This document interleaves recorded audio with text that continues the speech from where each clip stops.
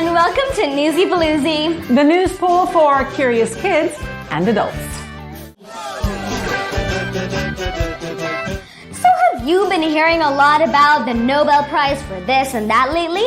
Well, we'll give you the lowdown on just what the Nobel Prize is. And we'll tell you the fascinating story about the man called the Merchant of Death and what he's got to do with the prize. We'll also tell you why the protests in Iran are as unusual as they are important. Plus, in California, the plastic piranha takes to the Bay Area. And we'll tell you the sweet, if not odd, story of India's mystic crocodile. Alrighty then, let's dive on in. First up is the Big News Story of the week. As the days get shorter and a little nippier up here in the Northern Hemisphere, it means it's the season of the Nobel Prizes, of course. For great achievements in science and English, and best of all, peace. Almost. To be precise, there were originally 5 categories. Now there are 6. Every year in autumn, an award for the science of chemistry, physics, and medicine, also called physiology. But the Nobel is also given for storytellers too, and not just science, right? That's right. Literature is another category. And finally, peace! Well, people trying to bridge divides and build peace. Like this year, didn't someone both from Ukraine and Russia win the Nobel Peace Prize? Well, human rights organizations from both Ukraine and Russia, as well as an activist from neighboring Belarus, won the Nobel. In fact, the Peace Prize is the only prize in which an organization can win it. All the others must be individuals and no more than 3. Well, this year, no surprise, really given what's happening there. True, the prize for peace tends to be very timely with what's happening around the world. And most recently, the Nobel Committee added economics to the list. Do you know what that is? Something to do with the economy? Right, and that is? Something to do with money? In a way, yes. The supply of money and what you, well, the whole country, spend it on, like food and clothes or even taxi rides and babysitters. And it's all top secret until the moment it's announced. But who decides? I mean, I think Raina Telgemeier is the best writer and graphic novelist ever, but I don't see her name nominated. Well, first of all, for each category, there's a massive group of 3,000 people, the top brains and thinkers in each of the 6 fields, who get to nominate people on a long list. But then it's the Nobel Committee who decides. And by the way, you never know who's been nominated or put on the short list, at least not for 50 years. Oh, that sounds very secretive. It's top secret stuff, but even more intriguing is the story behind this prestigious prize. Oh? Yep, you could say it's pretty explosive. What was that? That was an explosion of dynamite, to be precise. Dynamite. Thank you. I thought we were talking about a peace prize, so why dynamite? We are. So let's rewind. Long ago, in the late 1800s, lived a super smart Swedish chemist and engineer named Alfred Nobel, who loved inventing things. 355 inventions to his name, in fact, and he made lots of money doing so. But his most famous invention was this. Yikes, bombs? The explosive called dynamite. Well, the story goes that a newspaper thought he had died. It was really his brother. But they ran an obituary for him, a column about his life, in which they called him the Merchant of Death. Meowsers, I'm not sure I'd like to be called that. Well, neither did he. So he decided to leave almost all of his wealth to creating a series of prizes for those who give the greatest benefit on mankind in physics, chemistry, medicine, literature, and peace. And now economics. Well, it was added 50 years ago, but yes. And now instead of being known for, he's known for this. This year's Peace Prize is awarded to human rights advocate Ales Bialyatsky from Belarus.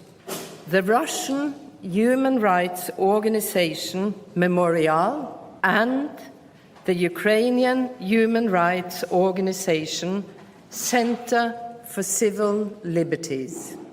Okay, and now we have a difficult story to report on. What's happening in Iran? That's right. First of all, do you know where Iran is? In the Middle East. Right. And why are we hearing about it a lot lately? Because there are dangerous protests against wearing the hijab. Which is? A headscarf, just for women to cover their heads. That's right.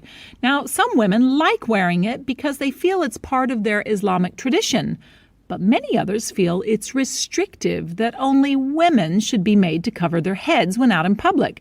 And in some conservative countries like Iran, it's against the law not to wear it in public. And when you say law, that's set in stone there because Iran isn't a democracy, right? That's right. It's what's known as theocracy. That's a type of government in which the religious clerics rule in the name of God. There are also people called the morality police, which arrested that young woman a few weeks ago for not wearing her hijab properly. Right? That's right. Supposedly, her hair was coming free from the hijab, and she later died in police custody. And that's why people are protesting.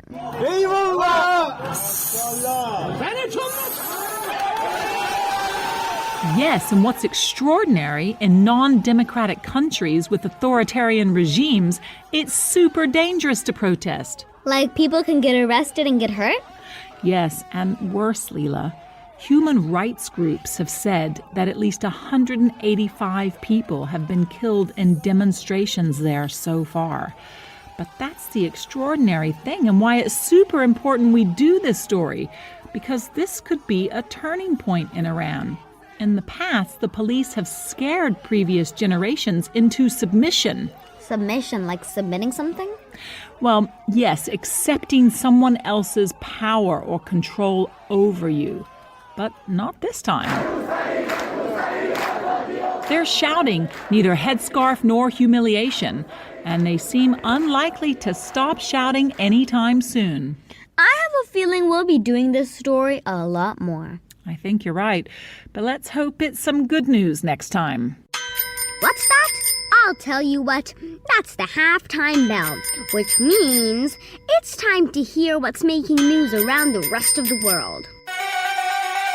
Hold on tight. It's Around the World in 80 Seconds. Hold tight. Leaders of the G7, the group of the 7 richest and most powerful nations, say they'll back Ukraine for as long as it takes. This support is coming after massive Russian missile strikes across Ukraine, including the capital. It's official. NASA confirms that its collision with an asteroid last month did indeed knock the celestial body off its course. This now offers a potential strategy to defend Earth against threatening objects that might come hurtling our way, as we discussed in an episode a few weeks ago.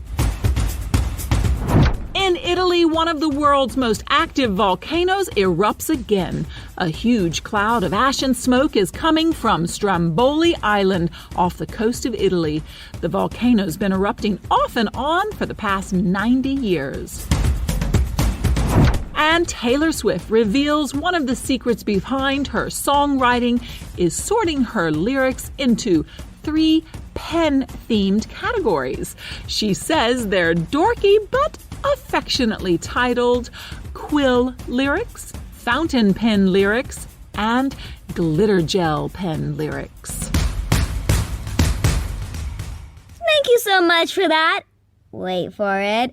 Whippity woppity zippity zappity wrap of what's making headlines elsewhere in the world, Mama. I just don't know what to say, Leela, but you're welcome. It's time for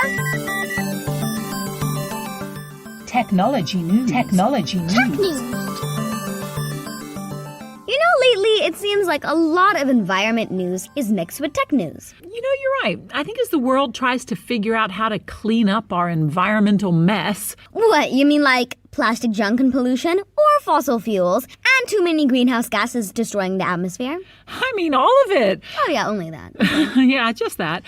Of course, a lot of our habits and excesses have to change, but thankfully, there are some great innovations that can help too. Like the story coming out of the Bay Area in San Francisco, California. Aha! For that, we have to go to our new young California correspondent, Nirvan Bellman. Oh, yes, we do. Take it away, Nirvan. Thanks, Leila. If I say piranha, what's the first thing that comes to your mind?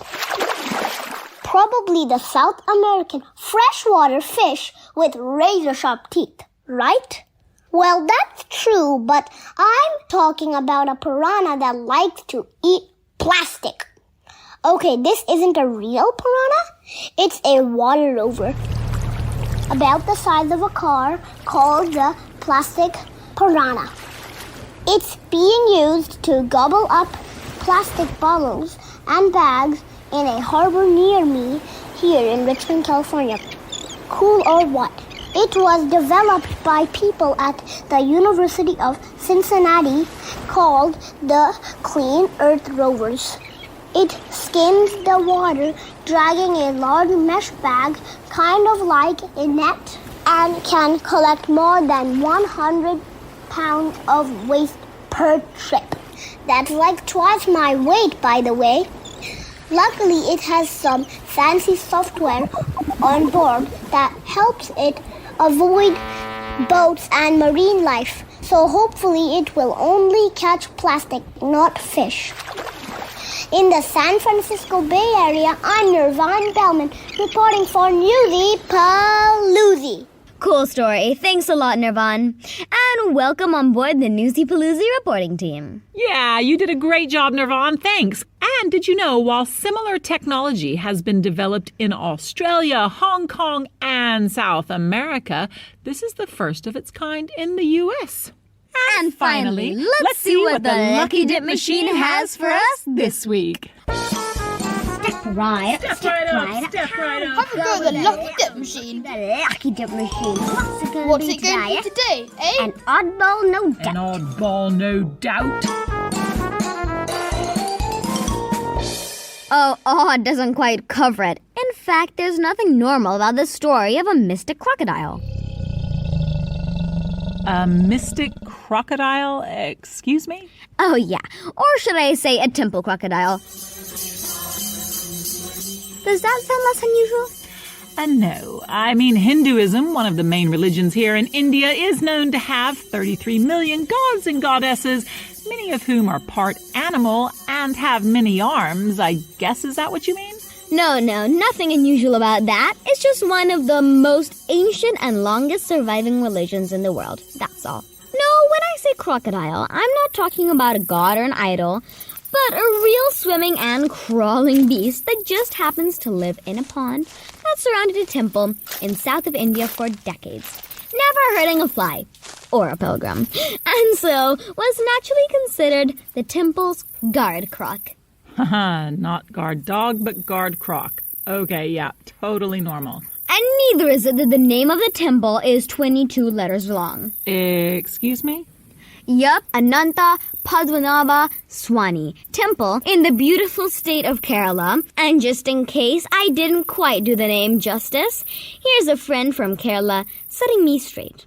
It's Ananta Padmanabha Swami.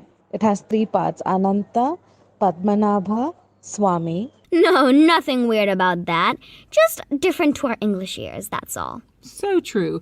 So the oddest bit is... Well, we all know how crocodiles are aggressive, semi-aquatic carnivores, as in creatures who eat meat, like fish or birds. Right. But not Babia, as this mystic croc was called.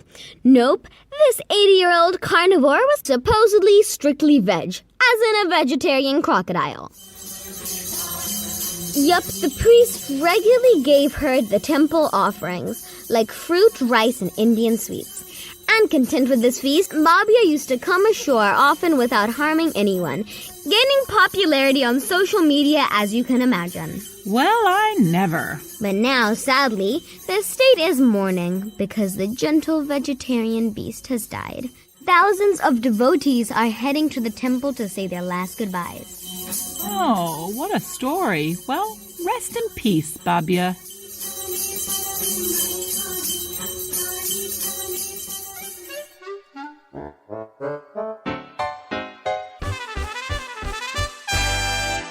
And it's time to wrap up the podcast with The top 5 facts heard today. Fab fact number 1. Nobel Prizes are handed out every year in 6 categories. The original 5 categories were chemistry, physics, medicine, also called physiology, literature, and peace. Around 50 years ago, another category was added. What was that? Economics. Fab fact number 2. The Swedish chemist, engineer, and inventor named Alfred Nobel created the Nobel Prizes after he was worried about being remembered for inventing what? Dynamite. Fab fact number 3. Authorities in Iran get heavy-handed with people protesting against women being forced to cover their heads in public with a scarf called what? A hijab. Fab fact number 4.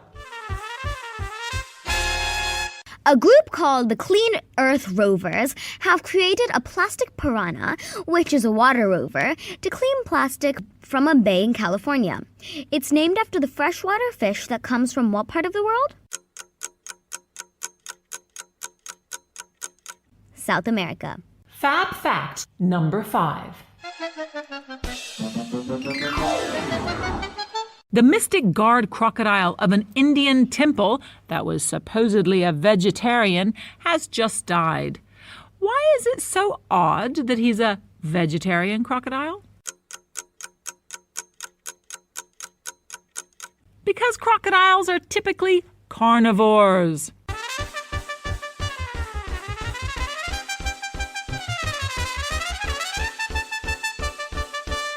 And don't forget, if you want to test yourself later on, then go to the Lucky Dip page of our website. That's newsypooloozy.com. That's pool as in pool. You know, go splash in a pool. We're a news pool after all.